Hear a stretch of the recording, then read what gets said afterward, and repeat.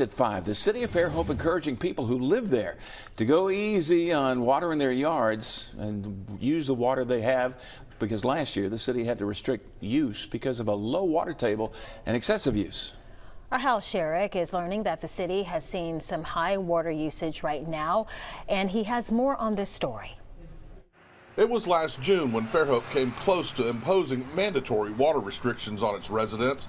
That's because the city had come close to its daily maximum capacity of 9 million gallons.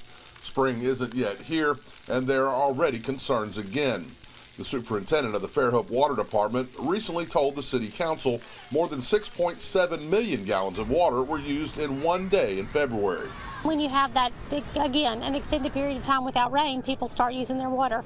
So we did see where we were using 6 to 7 million gallons of water in February, which is unusual for us. Typically, you don't see those till May. The concern is that may be a sign of what's ahead if we have another unusually dry spring and summer. Mayor Sherry Sullivan says she hopes to not have another shortage like last year, but citizens should still use water conservatively.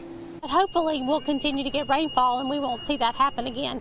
But we do have that water conservation ordinance that we put in place several years ago, that if we had to enact that we could. But we are going to start some social media to just educate people ahead of time on things that you can do to conserve. So what can you do now?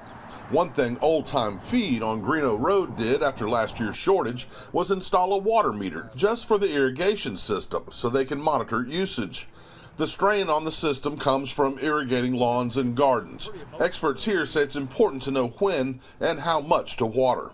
One of the issues that we have with a lot of plants that we sell is folks tend to overwater. They do that also in their lawns. They water the wrong time of the day. They water in the afternoons, which is terrible. It's better to water early in the mornings, and it's better to underwater than to overwater. A lot of plants will drown if they get too much water. Reporting from Fairhope, Hal Sherrick, Fox 10 News. Hal also telling us that city leaders say an additional well should be online by the 1st of next year and a new 24-inch feeder pipe by this time next year as well. That will increase the city's daily capacity by 2 million gallons a day.